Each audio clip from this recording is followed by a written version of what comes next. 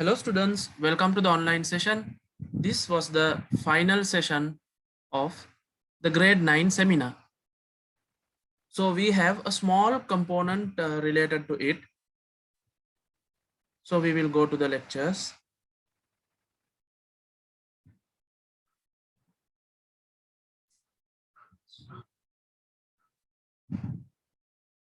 The human circulatory system. We have discussed many aspects of the human circulatory system, and finally we are left with the blood cells and its function. So in this video, we will be discussing about the blood cells and its basic function according to grade 9. There are many functions which you will be learning in your later life, but for now we will be learning only the basics.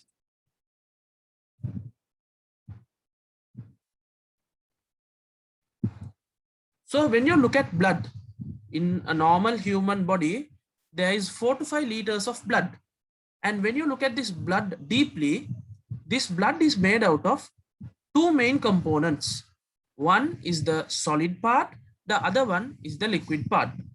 Or the solid part can be considered as cells or pieces, fragments of cells, and the liquid part can be considered as the plasma. So we will move on to look at the pictures of the blood cells and the plasma. So when you look at the blood, 55% of the volume of the blood is made out of plasma, and for the remaining 45 volume is made out of solid substances, or we can call it the cells or pieces of cells or corpuscles. So when you look at the solid particles or the cells, they have three types of cells: the red blood cells, the white blood cells, and the platelet. I hope you can see the red blood cells, the white blood cells, and the platelets. When you look at red blood cells and white blood cells, they are complete cells, but platelets are just fragments or pieces of cells. So we cannot give the full word, the word cells to platelets, but it is fragments of cells. Therefore, it is coming under the corpuscles or the solid particle of the blood. Then when you look at the plasma, the highest component of plasma is made out of water. Already the plasma is considered as the liquid portion of the blood, and within that liquid there is water. Because when you make, let's say, orange juice, the orange juice is liquid, but highest component of the orange juice contains water, and the other particles may be the orange juice or the orange syrup or whatever thing. Like that, plasma contains highest percentage water, and there are few soluble things and insoluble things present in it. So I hope you all are clear about the two categories of the components of blood. Then we'll go deep into each and every component. So normally when we take blood, when we go to the clinic and obtain blood, initially they will be taking a sample of blood like this. But later on, they will be putting into a centrifuge machine, and it will undergo a process called centrifugation, and the solid particles of the blood will come to the bottom and the watery particle will remain on top. So here in yellow, they have given the plasma particle, and in red and white, they have given the cells, that is the red blood cells, white blood cells, and maybe the platelets also.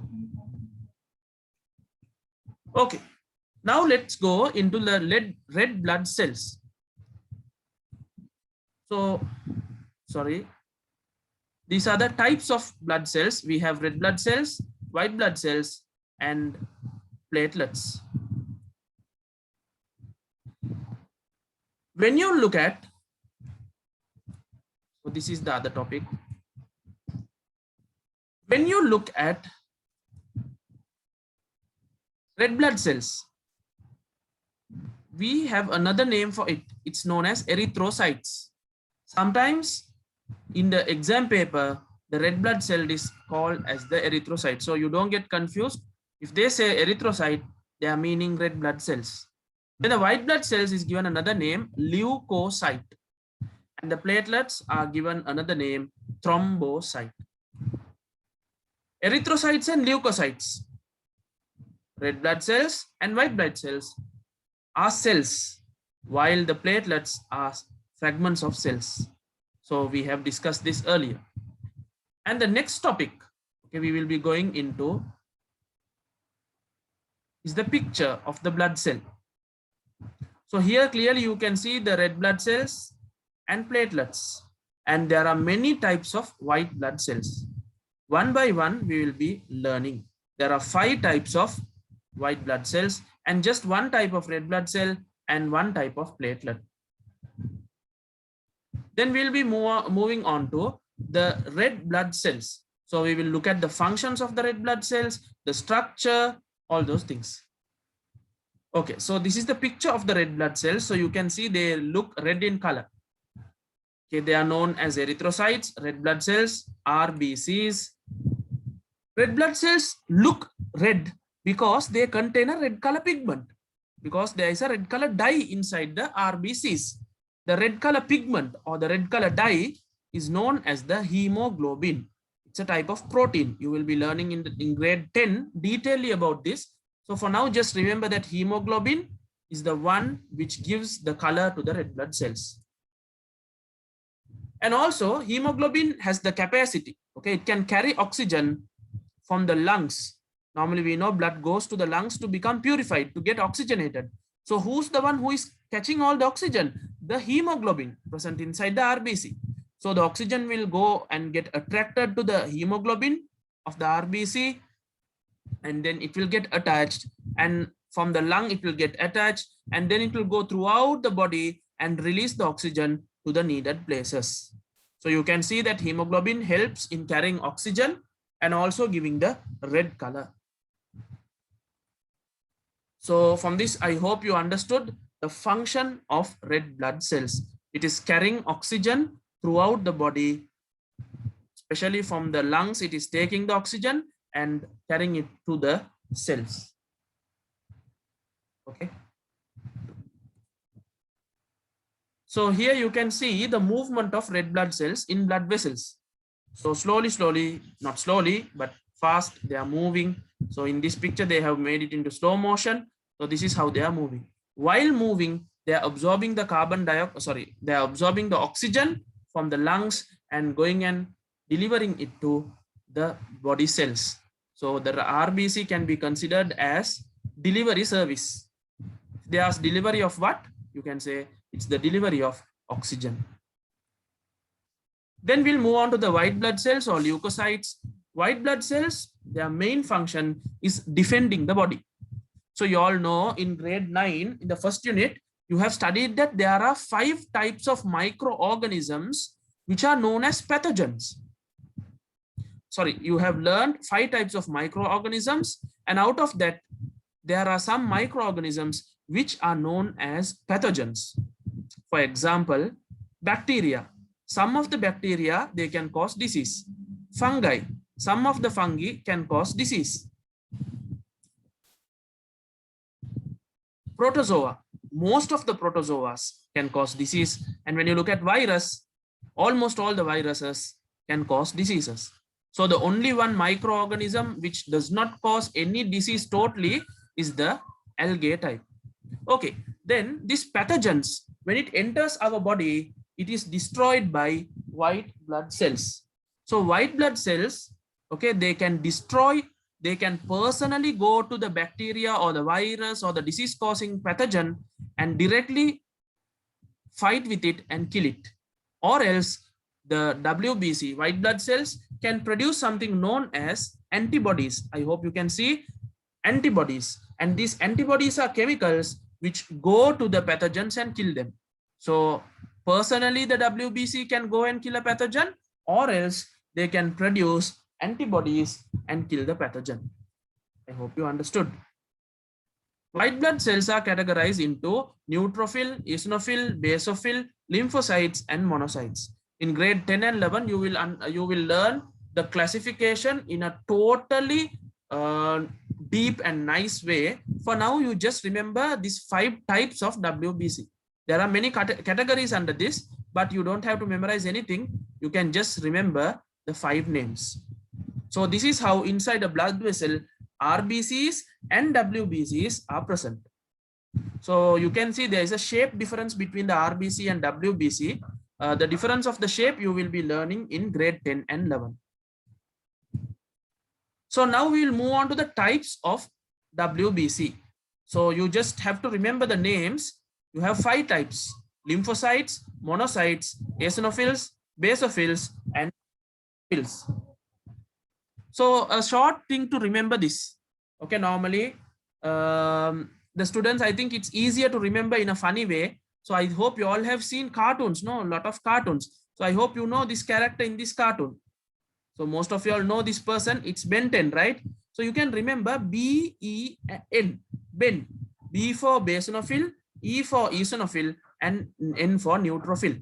And the other two, M and L, you just remember Ben is on top of M and L. So Ben, M, L. M for monocytes and L for lymphocytes. So I hope you can remember all the 5 types of WBC with this short method. Then this is how inside the body, you can see inside the blood vessels especially, you can see the red blood cells moving in red color, and in the middle there are white particles. Those are the white blood cells.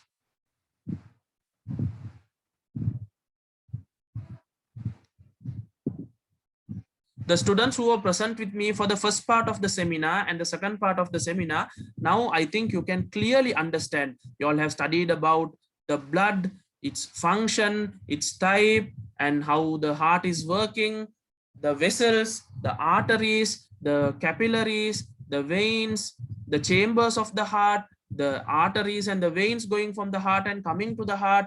All those you all have studied. And finally, you studied blood transfusion. If a person is lacking blood, you have to give blood to that person. Then how many categories of blood are there? A group is there, B group, AB group, and O group. Other than that, there is something called the rhesus positive, rhesus negative. Therefore, totally you have 8 groups of blood. Which group can give to which other group? All those you all have studied in the first part of the seminar. So I hope now with the functions of the blood cells, you all have completely understood, and I pray that you will be able to score well in your term tests and your O level also. Okay, then we'll move to the next part of the blood cells. Actually, this is not a cell, it's particles of cells. Okay, it is particles of cells. Those are the platelets. The main function of platelet is clotting. So platelets help in the clotting process of blood at a bleeding site. Normally, you might have experienced this. Students, you might have fallen many times. Then you get a cut or you fall or you get bruised. What happened? Blood starts leaking, and after some times it stops. The place where the blood was leaking, there is a small, like a black dark plaque forming. No? So those are the platelets which is coming to that point and stopping the loss of blood. Or else what will happen? When there is a cut, you will continuously keep on bleeding, and then what will happen? All your blood will go out. Already you have only 4 to 5 liters of blood. So if that also goes, people might go into a coma, or they might get a shock and fall down, or some people may even die. Okay, so the one which is helping to prevent the loss of blood is the platelets. Okay, sometimes certain viruses, I think you all know, very common in Sri Lanka, the dengue virus. Normally we say dengue, no, but the proper pronunciation is dengue. Okay, the dengue virus and leptospirosis. Okay, it's very rare in Sri Lanka, not much, but dengue is very common in Sri Lanka. These kind of diseases, if the virus enters our body, it will attack the platelets and reduce the platelet count. So that's why when a dengue patient is there, first they take the blood report and check the platelet count. If the platelet count is going down, that means this person is infected with dengue virus. So here in this picture, I think you can see, now this is the image of a RBC and this is WBC, and you can see small particles, okay, like fiber particles. Those are the platelets. So I think now you all are clear about the functions of the blood cells. So finally, you can see that this is a place where there is a wound. So this is from the inside.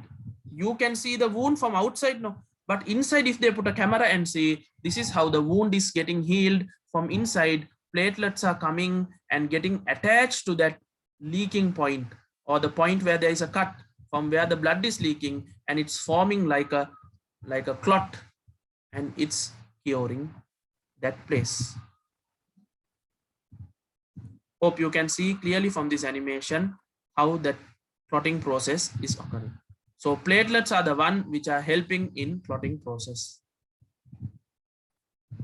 So then we'll move on to the next one, that is the plasma. So we have spoken about the solid particles of the blood. Now we are moving into the liquid particle of the blood. So that is the plasma. So I hope you can remember the initial picture. So when you take the blood, it is totally red, and when you put it into the centrifuge machine, you can get 55% plasma and 45% of the cells. So in this 55% plasma, initially you saw that there is water, there are water soluble components and water insoluble component. Water soluble means, okay, for example, like sugar, when you put it into water, it will dissolve. The other things are like water insoluble. For example, sand, if you put into water, sand won't dissolve in water, no? So like that, in the plasma also, there are water soluble and water insoluble particles. What are they? Those things you will learn in grade 10 and 11. So for now, just remember, water is present, water soluble things are there, water insoluble things are also there. Okay, then we'll move on to the functions of plasma. The main function of plasma is transporting substances dissolved in it. Some examples are given below. So it's like a transporting service. RBC is also service, but RBC is transporting only oxygen, but plasma transports a lot of things. What are they? It transports digestive products, it transports minerals, it transports vitamin. Okay, all those it transports from one cell to the other cell, from one part of the body to the another part of the body. Like that, it's doing that transportation. Not only that, okay, it transports excretory product, waste product. Okay, during biochemical reaction, okay, you will learn in grade 10, there are many biochemical reactions happening inside our body. Due to this biochemical reaction, unwanted dirty material, for example, urine, it's produced. So urea, urine, all those things are produced. These things have to be taken to an excretory organ and sent out. So it has to go to the kidney, and from the kidney it has to go out. So who is taking all this excretory product to the kidney? It's the plasma. Okay, then the final one, it transports hormones, proteins, enzymes and other gases to relevant part of the body. So when you look at plasma, its main function is transporting of different things from different part of the body to another different part. So I hope clearly you have understood the functions of the cells of the blood and the functions of the plasma of the blood. So now what you have to do, you have to sit and read these again and memorize certain words and try to understand this again. Okay, so I have given you a timetable, how to prepare a timetable, how to sit for the online classes, how to overcome laziness, what to do to make your day productive. All this we have discussed in the previous seminars. So I hope you will listen to all this advice and do the things very well and gain maximum results in your life and become very good lawyers and doctors and engineers and very good citizens of this country. Okay, so the final slide regarding this, you can see all the components of the blood. Okay, they are traveling inside the blood vessel like this: RBC, WBC, platelets, plasma. Inside the plasma you have water, water soluble, water insoluble, all are traveling together. Okay, so with this we have finished the functions of the blood cells and the blood plasma. So we have completed all parts of this lesson of your grade 9 syllabus. So don't think from this it's going to finish. In grade 10 and 11 also it will be discussed in a deep way. Okay, so it will be deeper than this. So if you know this basics properly only, you will be able to understand the deep or the hard ones clearly. Okay, don't think this is only for your grade 9. Later in grade 10, grade 11, O level, everything it will be coming. And if you are doing A level biology, then there also you will learn deeply about this. And if you are becoming a doctor and if you are going to medical campus, there also you will be learning, you will be doing practicals, you will be taking blood from patients, and you'll be putting in the trial. You itself will be doing everything. You will understand then all the things about related to blood. Okay, then I hope it's time up. So we will end the session now. The students who are watching this video newly, if you want to join our theory classes, you can contact the following number and join our theory classes. We have grade 9, grade 10, and grade 11, local O-level, English medium, science classes. So you can contact to get the time schedule and the fee structure. Okay, students, I hope all of you all a bright future. Thank you for joining the session, and the ones who participated in the seminar totally. I pray and wish and hope that you all will get good results for your term test and do well in life. Thank you and have a nice day.